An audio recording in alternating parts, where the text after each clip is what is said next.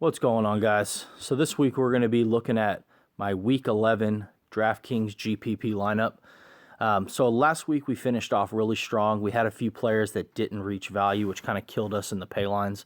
But this week I feel really good about the lineup. I think we're gonna do really well. So let's go ahead and jump right into it, and we're going to start off with our quarterback. So this week, I am going big with Colin Kaepernick against New England. So New England's defense isn't bad, of course. Kaepernick is coming off 2 weeks back-to-back with solid outings, close to 4x value, actually over 4x value those 2 weeks. 3 touchdowns to 1 interception over the 2 weeks. And overall, just playing really good football. He's attacking defenses both in the air and on the ground like he used to. Now, as a diehard Niner fan, I'll tell you, I'm not a huge fan of Kaepernick. I don't think he's the answer by any means.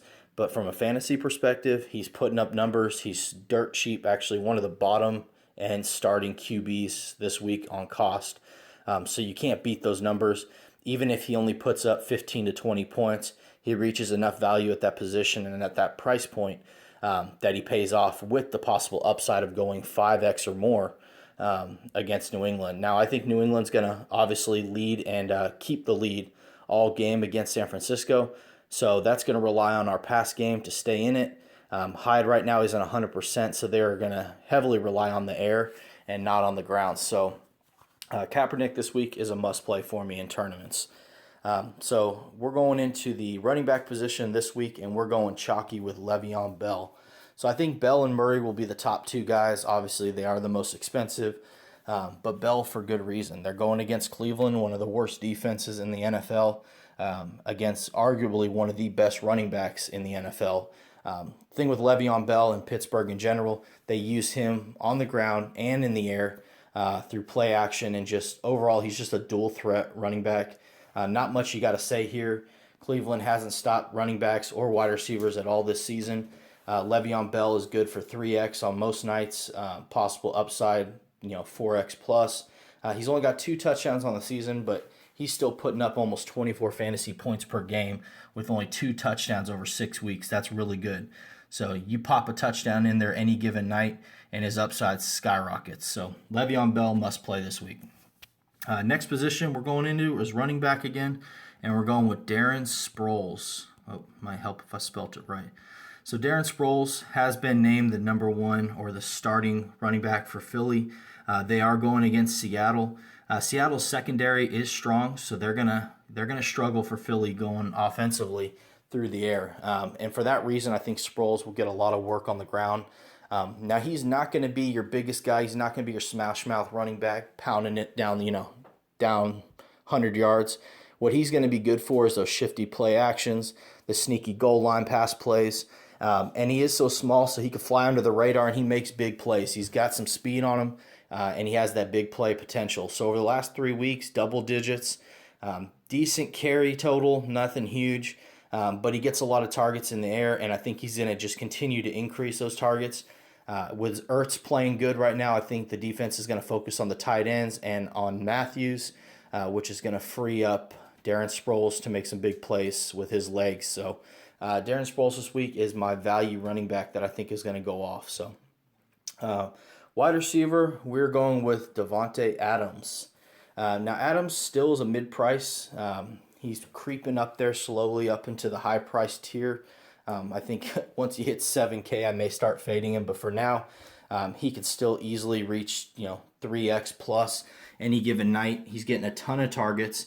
A lot of guys in tournaments go straight to Jordy Nelson. Even cash games, they go Nelson.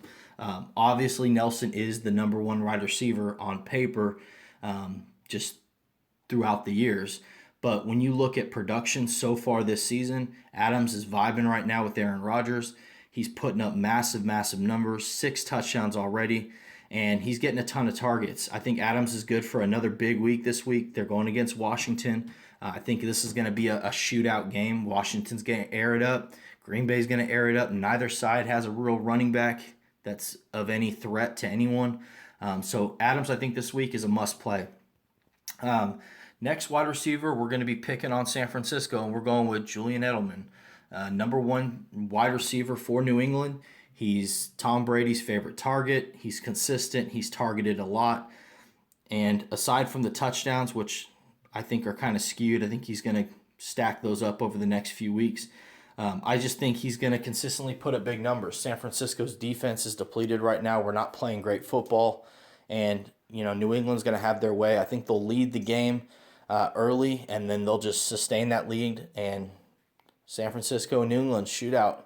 I think if we're going to have a chance to win, we're going to have to pass it a lot. New England's going to run up the scoreboard, get a nice little chunk of points, and that'll be it. So I think Julian Edelman is going to be good for at least a touchdown this week, and I'd say about 15 to 20 points at minimum. So, we're going with Julian Edelman.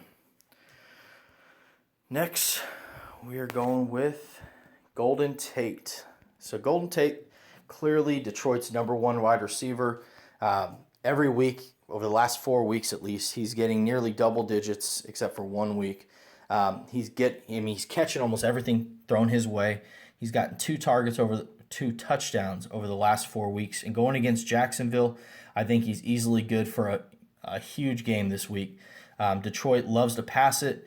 The one thing about Detroit is they're not scared to air it downfield, even if it means throwing a few interceptions every game. They keep games close. I think Jacksonville has decent chance to keep this game pretty close on the scoreboard. But at the end of the day, I think Detroit's going to win it out, and I think Tate's going to be one of their key weapons, along with Eric Ebron this week. So Tate is a must-play for me. And he's still fairly low-owned, which shocks me considering he's been putting up some big numbers. So jumping into tight end position, only tight end I'm really big on this week that I'm going to be paying up for is going to be Delanie Walker. He is a must-play against Indy's secondary. They don't really have anything that can shut down a tight end like Walker, putting up massive numbers. Him and Mariota have been vibing for a while now, and I don't see that stopping anytime soon. 5 touchdowns on the season already, 1 triple-digit week last week. But I think he's always going to have that upside where he can bust out a 100-yard game. And, with the targets that he's getting and the consistency, I think he's good every week as a must-play, even at 5,700. And I've spoken in other videos, I generally don't pay up for tight ends, but I think 5,700 is still reasonable. I don't mind paying that this week against Indy. And Tennessee has just been airing it up like crazy, and they've been racking up that scoreboard. So Delanie Walker, must-play. Our last offensive position is going to be Eli Rogers. Oh, hold on, where are you at? Eli Rogers. So Pittsburgh has a number of weapons. Clearly, Antonio Brown and Le'Veon Bell are going to be the 2 big ones. This week against Cleveland, I think it's going to be absolute domination. I think Antonio Brown's due for a big week, but given his costs, I don't see him reaching value. Even with a big game, he's nearly $10,000. That's a little too expensive if you ask me. And with someone like Eli Rogers, he's getting a lot of targets. Clearly the number 2 wide receiver for Pittsburgh.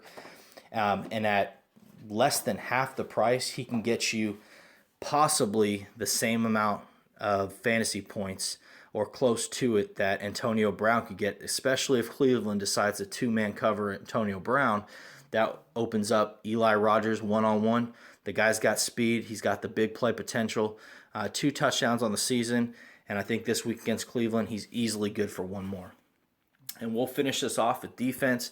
And with Rams playing Jared Goff. Oh, where we are. Where are we? Where is Miami? There we go. With the Rams starting Goff this week, no one knows how he's going to be. He may throw for 4 touchdowns and 400 yards or 4 interceptions for 200 yards. Nobody knows. He has high expectations. It's a lot of pressure for a rookie. I think he's going to make some mistakes. First game out in the NFL. I think he's going to throw some picks. He's going to throw some picks, and I think Miami is going to be good for a decent outing. I'm sure Miami is going to be owned this week if people get that information that, Goff is starting, just for the uncertainty. But Miami's defense is no pushover. They have put up some decent numbers over the last few weeks. And let's be honest, the Rams are not putting up massive numbers offensively. So even if they do score 1 or 2 touchdowns with a few sacks and an interception or 2, Miami still easily reaches value at $2,900. So that's going to be it for the week. I am going to go ahead and add a second video possibly, or a screenshot of some other picks that I'm big on this week that I'll also be running. This is going to be my primary tournament lineup, but with those additional picks, hopefully you can use that information, maybe tweak this lineup a little bit to your liking. Again, I appreciate everyone's feedback week to week. I appreciate the comments. Please smash that like button if you like my videos, comment, subscribe. I love the support. We'll continue to grow this channel. And I may even start adding FanDuel lineups, even though I can't play FanDuel in Texas, unfortunately. Maybe I'll start adding those to my channel as well for the FanDuel guys that want to play DraftKings and FanDuel. So, but primarily I focus on football. Just not very confident in my basketball skills. So, anyways, good luck this week, guys. Again, appreciate the support, and good luck. Hope everyone makes some money. Later.